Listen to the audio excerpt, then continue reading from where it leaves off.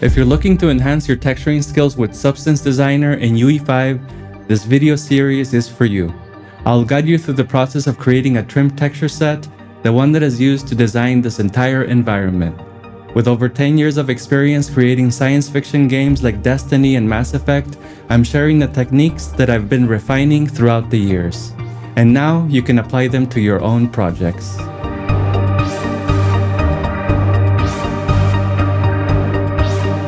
Thank you for joining me in creating a versatile trim texture set. I hope you have enjoyed it so far. In this video, I'll walk you through the process of creating a material with its variants in UE5. And then I'll walk you through the scene that showcases all of our work. Thank you for watching.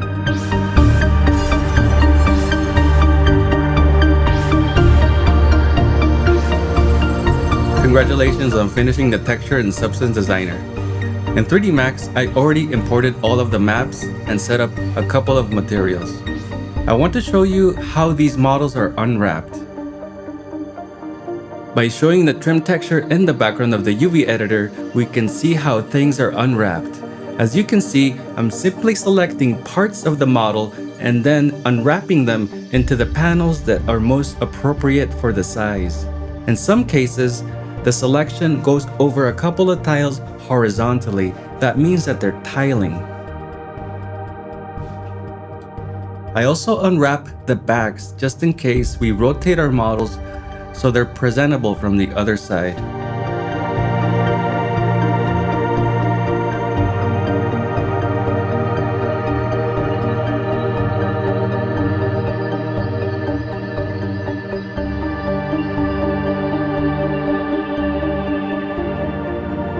The detail wall is actually unwrapped into a very large area of our trim. It takes over part of the top part of the trim as well as the bottom. We can see that metallic detail texture is actually on the top. After unwrapping the wall into the section, I make sure I had enough segments so I can extrude the details towards the inside. These newly extruded details were stretching, so I had to select them and unwrap them separately, as you see here. Now let's model a floor from scratch, taking a very similar approach. On the left side, I have a plane that just has the texture unwrapped into it, and it has segments that separate all of the panels. So I grab the desired panel and I'm adding more cuts in order to be able to define the geometry. But first, I'm going to add a shell modifier to add some thickness for the plane. When using this approach, I often turn on edge constraints and make sure that the UVs are preserved. This way, when I'm sliding these edges around, the UVs stay in place. I'm repositioning these edges so they line up with the seams on the texture.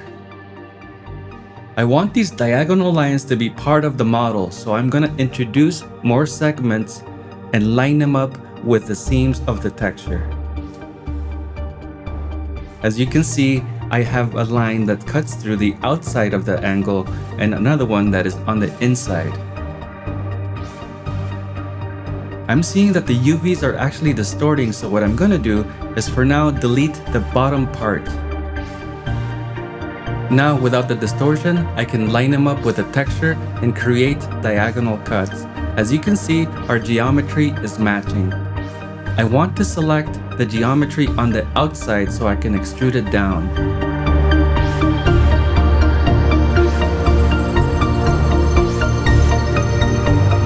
Now I'm going to select the edges on the perimeter of the model on the top so I can close the gap. And make sure that everything is welded.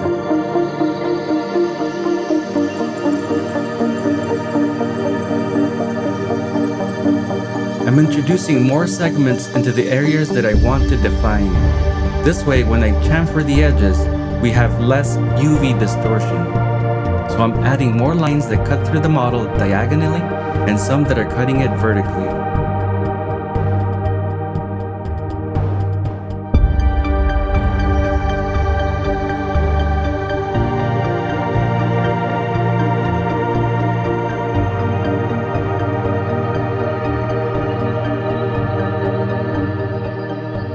Now we're ready for the chamfer.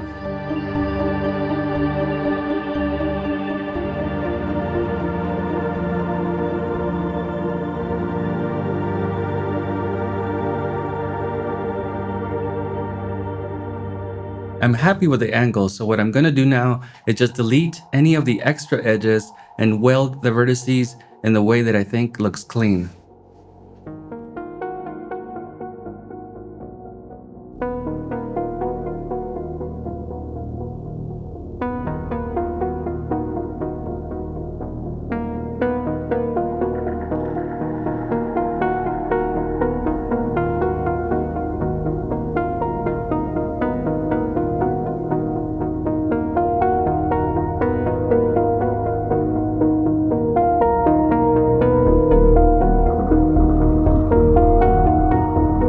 I want to create an angle on the geometry on the Z-axis, but before doing that, I think I need to unwrap the entire trim that is stretching first.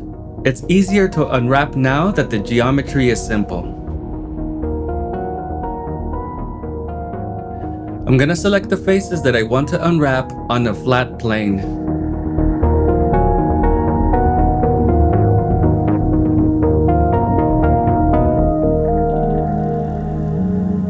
So now I'm selecting the ones on the side and the ones on the back, and these are going to be unwrapped by themselves. We essentially have two pieces, and these I want to relax them. This way the UVs on the side are stretching properly. And I'm using the Reshape Elements tool, this way everything is flat. Once I'm happy, I can test out different parts of our trim to see which one fits better.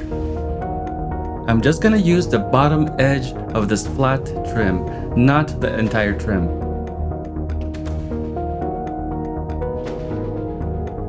And the one in the front is gonna be unwrapped in the same way.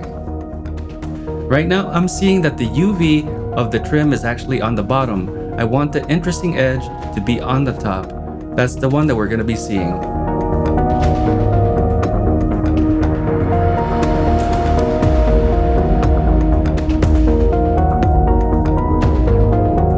With the sides unwrapped, I can proceed with adding the angle. And for that, I'm going to be introducing an FFD 2x2. And then grab the points that are towards the center on the top and move them down. Now the model gets thinner towards the center and it has a very interesting angle. Everything is already unwrapped, so we don't have to worry about that part. This is the reason why we unwrapped the plane area first. It would have been much more challenging to unwrap it with all of this curvature added. Let's add a few chamfers to this edge. This way, in Unreal, it catches the light a little bit better. Let's extrude the edges of the perimeter down. This way we give the model some thickness.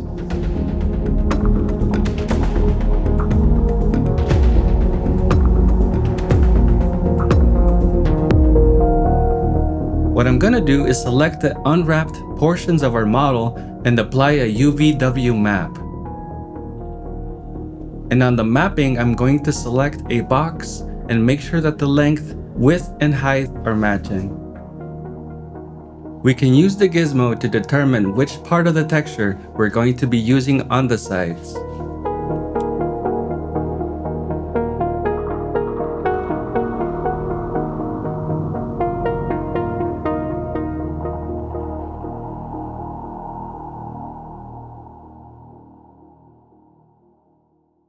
Jumping over to the materials, I want to apply a different material to the bottom portion of the floor. This way, when we're in Unreal, we can use these multiple IDs to separate the colors. So I'm just gonna select the bottom portion and apply another material in 3D Max. How it looks like in 3D Max is not important. We're gonna be building the materials in Unreal. Right now, I just wanna make sure that all of my materials in 3D Max show the UVs. That's why I'm using different textures from that same trim to reflect that.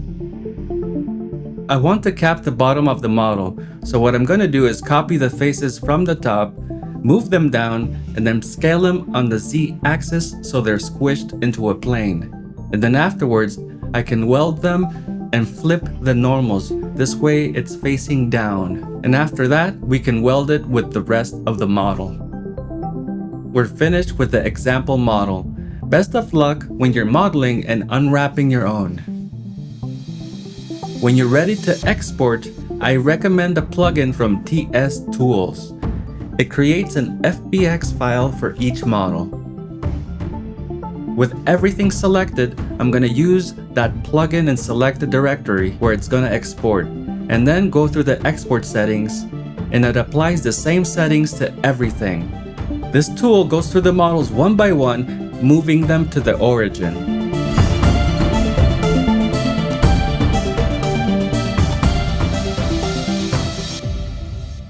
Jumping over to Unreal, I imported all of the models and the textures, and this is my current material setup. As you can see, we have many colors, some that are metallic and some that are not. Clicking and dragging them to the models, we can apply different things and experiment with them. We can also select multiple models and go to the materials section, and there we can apply materials directly to the slots. As you can see, the floors have 2 slots. They have 2 IDs. In the bottom, I'm using the metallic, and on top I have the default material. This is the master material, and all of the instances are deriving from here.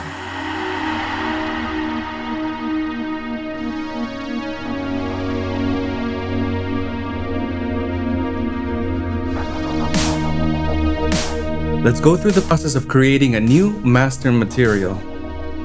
So let's create a new material. I'm just gonna call it Master Material Trim. Let's double click on it to open it. Now I'm gonna drag in all of the textures into this new material. It's the base color, the normal, the arm, and all of the masks. I'm gonna move all of the masks to the side. We're gonna be dealing with them later once we start tinting the materials.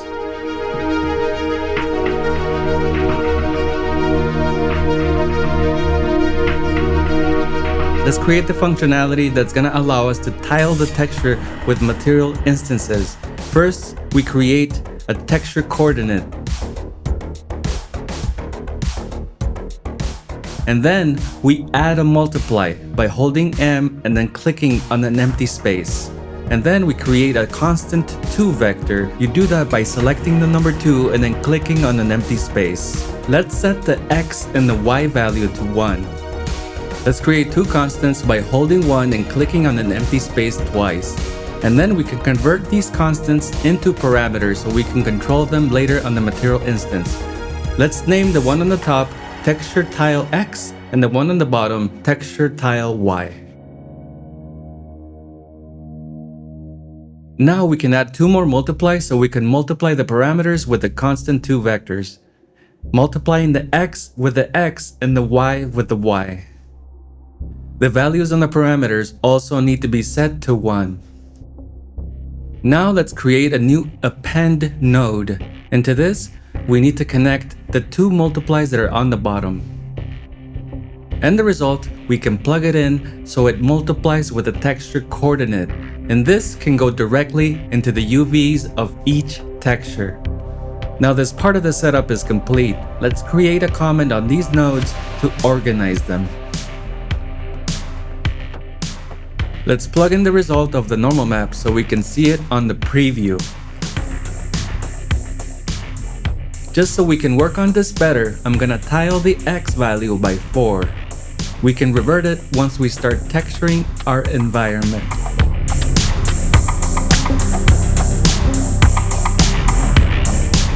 Let's plug in the rest of the outputs.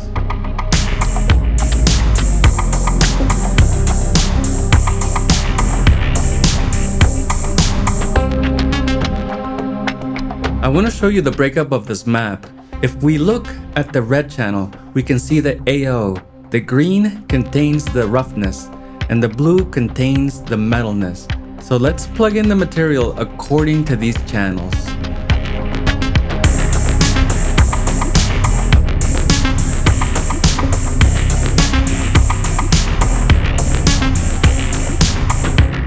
we just wanted to have our default material show up in Unreal, we would be done.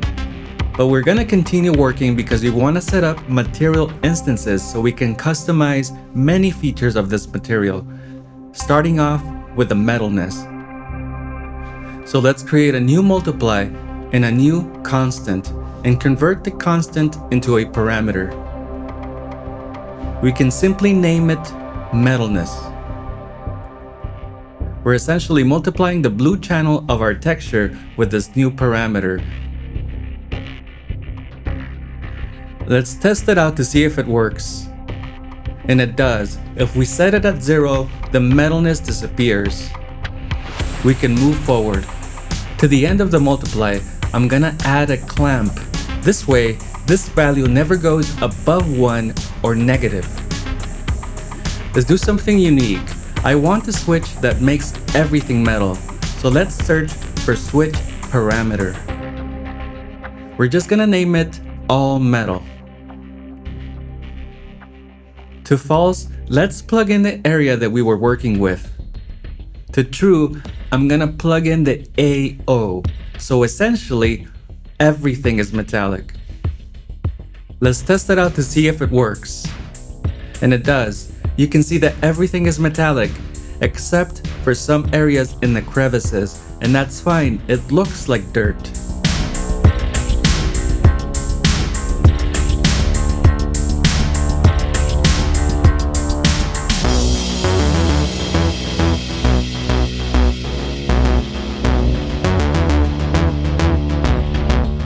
Here I just added some comments to the metal section and I'm spacing things out so we can continue working.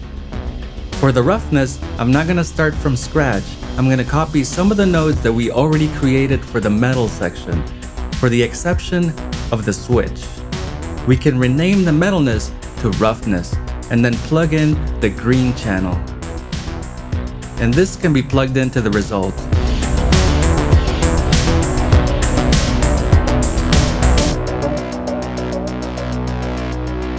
Let's test it out. We can see that it's working. When we put it at 0, everything becomes highly reflective. Let's create a comment on this section so we can move forward.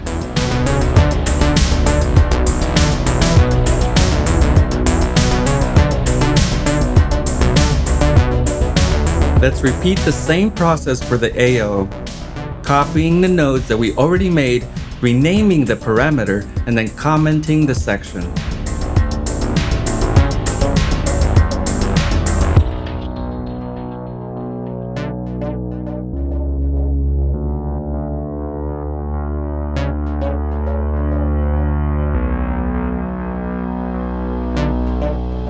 Let's convert the textures themselves into parameters. This is especially useful when we start creating new trims. We can essentially take the material instances and plug different textures.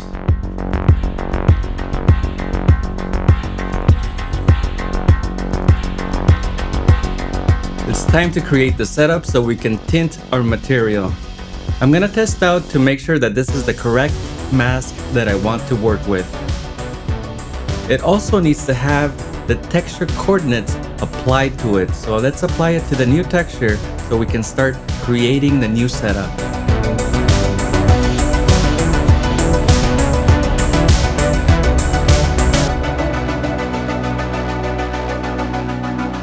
Let's make this area on the bottom our workspace. Let's start off by tinting the main panel, introducing a new multiply and a new constant 3 vector by holding 3 and then clicking on an empty area. We can convert the constant 3 into a parameter, essentially making it a color, and name it panel A color. Let's multiply the red channel of the mask with this color. We're essentially recreating some of the setup that we were doing in Substance Designer. For the second panel, let's duplicate the multiply and the color parameter, and then we can rename it to panel B color. These new nodes should multiply the green channel of our mask. Let's create one for the metallic section of the trim. This multiplies the blue channel of the mask.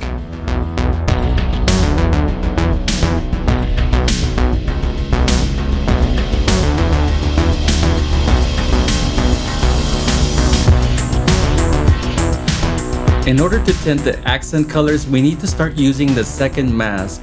So we need to plug it in to the texture coordinates, and then we can duplicate our nodes and rename them and plug them into the proper channel. Accent 1 is the red channel and accent 2 is the green.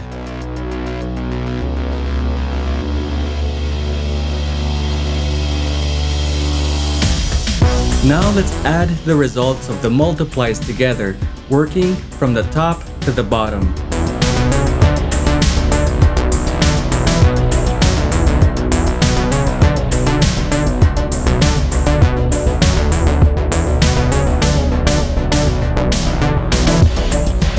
And then at the end, we can multiply all of the adds with the base color. And the result of this, we can plug it into the base color output. In order to make sure that the setup is working, we need to go through each color one by one and add a random color and see if it's tinting the correct area of the trim. I can already see that something needs to be fixed. When I change the panel A color, it actually changes panel B. We can just rename the parameters to fix this.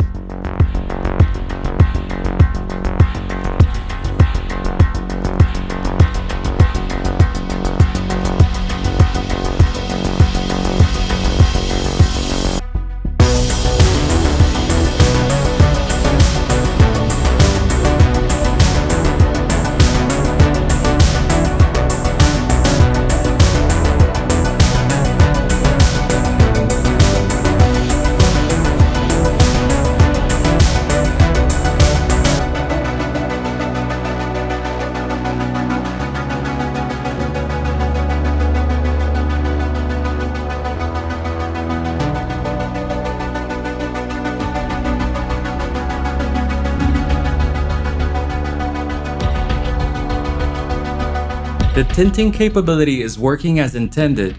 I want to introduce the ability to desaturate the original base color. So let's add a desaturation node and the constant. Let's convert the new constant into a parameter and name it saturation. Because we're using a desaturation node, the values are in reverse. So let's add a 1- in between. Make sure that the base color is plugged into the desaturation node and the desaturation node is plugged into the adds.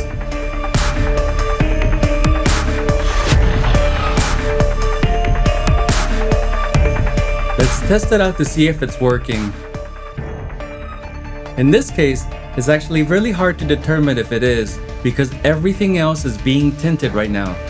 So let's reset all of our tinting colors so we can test the saturation node.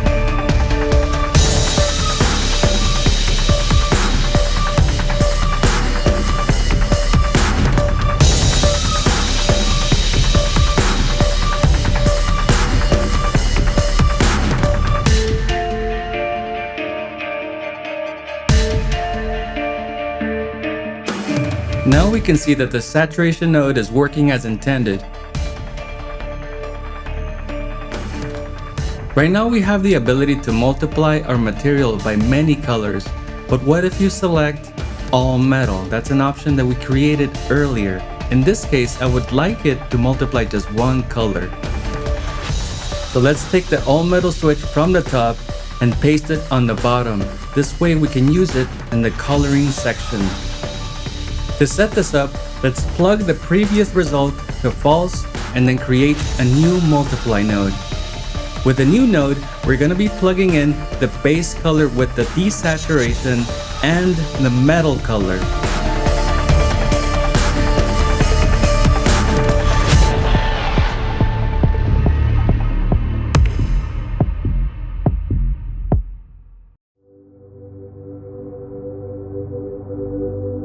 We can test it out by turning on the all metal switch, desaturating the color, and then changing the color of the metal.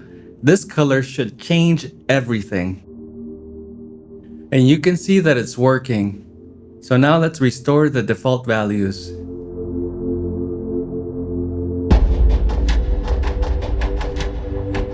We're almost done with creating the master material. Let's test it out in the scene. First, we need to create a material instance. You can do that by right-clicking on the master material and then creating a material instance. I want to create a trim that has blue in it. Let's go back to the master material so we can set the tiling to 1.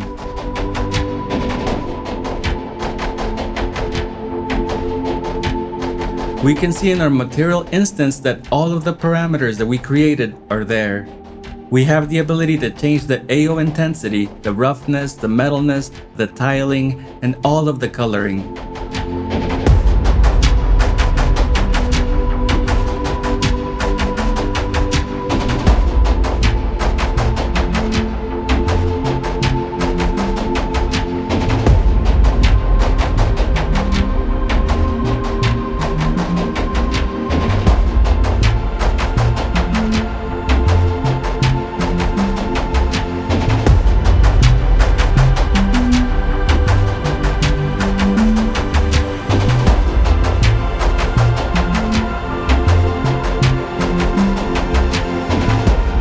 I'm liking how this is looking when you turn the metalness into half.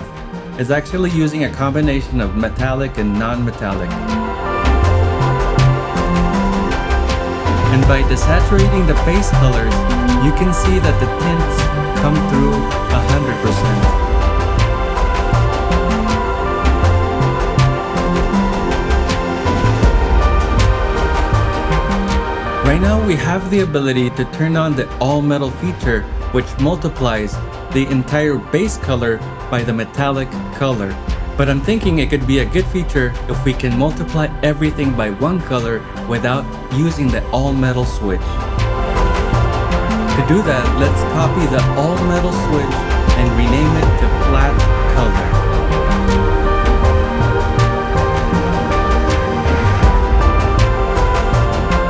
We can plug in the previous multiply that has all the tinting to false. And then the result of the flat color can go into the false of the all metal. Now we can set up what happens when you turn the feature on. So let's duplicate the desaturation node. And in this case, we're not going to use the parameter. We're just going to force it so it desaturates every time. Let's add a new multiply node and plug in the desaturation to B. And then plug the panel A color to A. And the result of the multiply should be plugged in to the true of the flat color. I'm gonna tuck these nodes on the right so we can create a comment on them and keep things organized.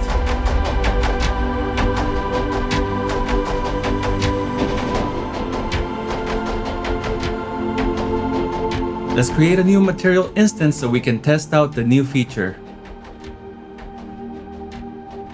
With this new instance, I'm thinking of trying out a flat yellow color.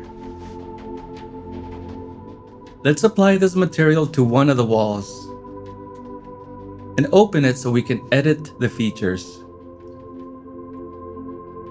Turning on the flat color switch. In this case, I don't want the metalness to show up, so I'm just gonna set it to 0. As you can see, everything is turning flat. And we have one color to change everything, which is exactly what I wanted. Oh no, turning down the AO intensity makes everything black. That's not supposed to happen. Let's plug in the AO to the base color output so we can see what's going on. As you can see, things are not working. The function that we want is to be able to go from pure white or without AO to the AO map. Let's add a lerp by holding L and then clicking on an empty space, and plug in the AO to the B channel of the lerp, and plug in the AO intensity to the alpha of the lerp, and the result of the lerp to the clamp that we had before.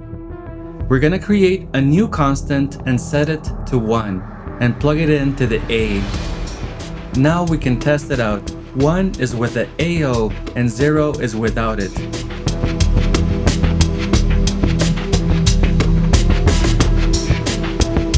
We can see that the new AO setup is working, so let's restore the base color connections.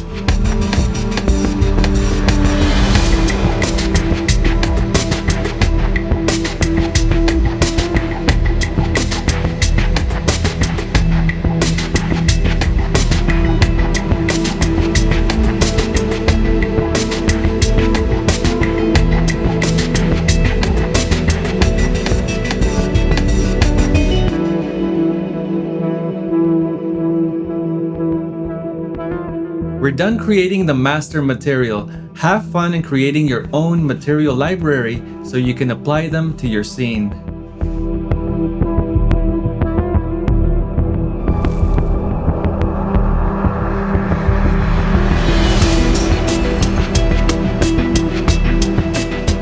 Thank you for making it all the way to the end. As you can see here, the kit is quite small. It only has about 6 pieces, but I wanted to focus on reusability. It's really important.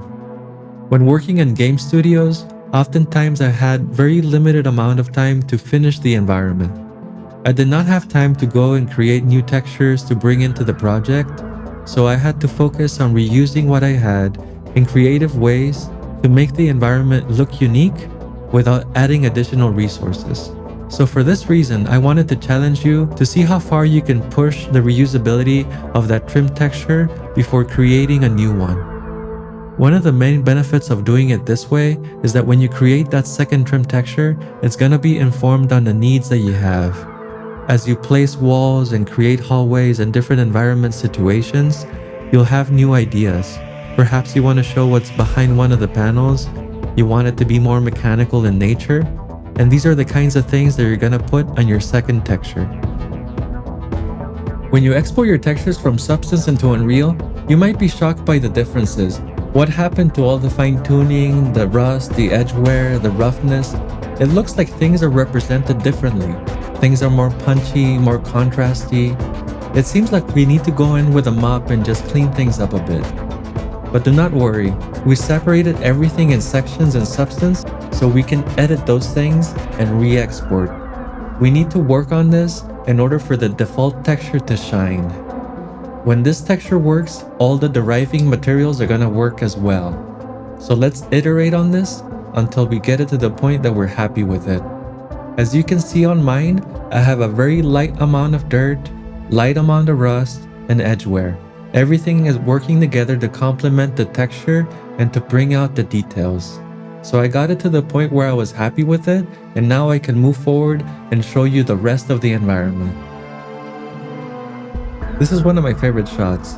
It really highlights the difference between all the natural elements on the outside and all the hard surface on the inside.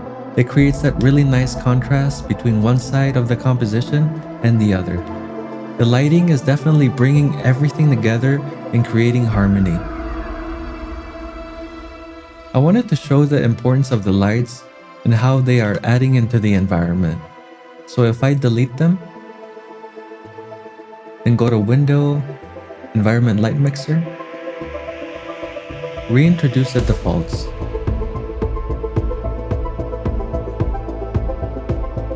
We can see that by default things are really bright. There's a lot of reflections, so I would recommend that you neutralize the default lights and bring them down, and then texture. Once you make them work with neutral lighting, they're going to be working in many different lighting scenarios. I wanted to unhide each element one by one. The directional light is adding a lot of warmth, and it's really highlighting the features of the architecture.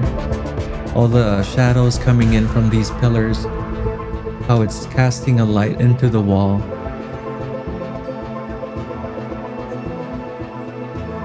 The height fog is creating really nice separation on the cliffs. It already looks like a scene by itself just with the height fog. The beautiful, pristine reflections that you see on the water. It's also filling up the background of the architecture and just harmonizing everything from the nature side and the architecture side. And it's complementing the directional light really well.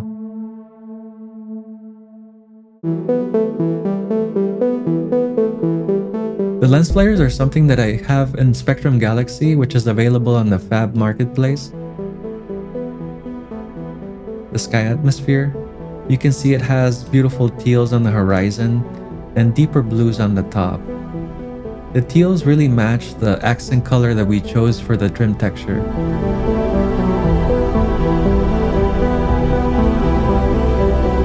Then we have our skylight that is filling up the scene. It's eliminating the very harsh shadows and it's adding to the reflections. So if I go into the skylight, remove it, you can see our metals are quite dull without it and really reflective with it. By default, the intensity is set to 1, but I wanted to bring it to something more neutral, so I decided to go to 0.5. Then we have our clouds. What really brings everything together is the post-process. It makes everything cinematic, it harmonizes the lights, it removes the extra bloom and contrast, so I can show you the before and after. So this is without and with.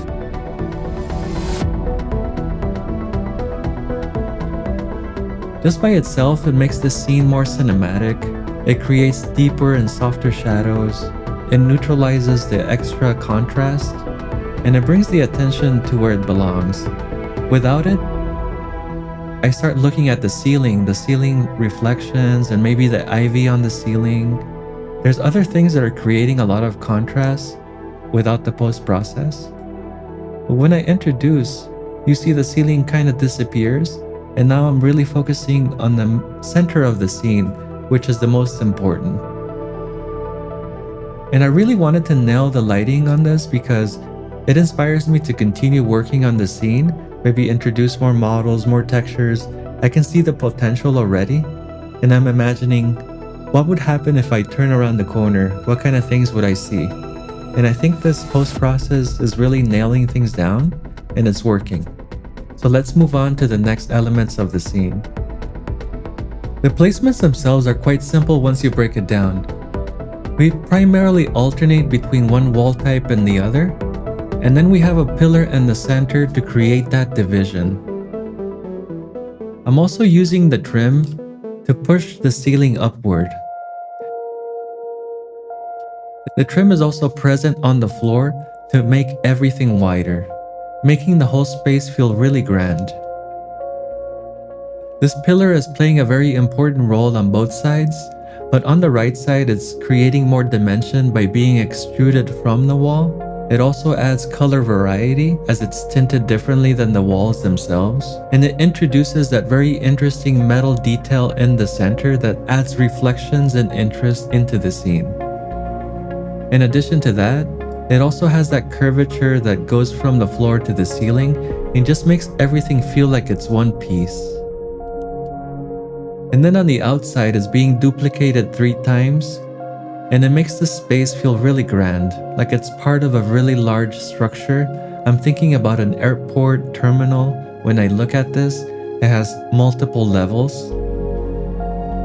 The side of it is really pristine, of course, and then it's being extruded towards the water, making the design of the space feel like it's really well thought out. This kit itself is really small. We're talking about 6 models, but when we look at this shot, it just feels like we have much more going on. And the materials are the ones that are really pushing things forward. We have materials that are all metal, we have some that look more like concrete, some that look more like plastic, different colors, different arrangements. It just adds to the visual complexity. It just makes it seem like we have put a lot more than we actually did. Imagine what we can do if we have another trim texture. Imagine what we can do if we have 15 or 20 different models as opposed to 6. So this is a really good start, and I would encourage you to use this trim texture that we just made to its maximum potential and continue building upon it until you get the scene of your dreams. Thank you for joining me in creating this environment in UE5. I hope you've enjoyed the process. I look forward to seeing all the work that you do with all the techniques that we've discussed. Thank you for watching.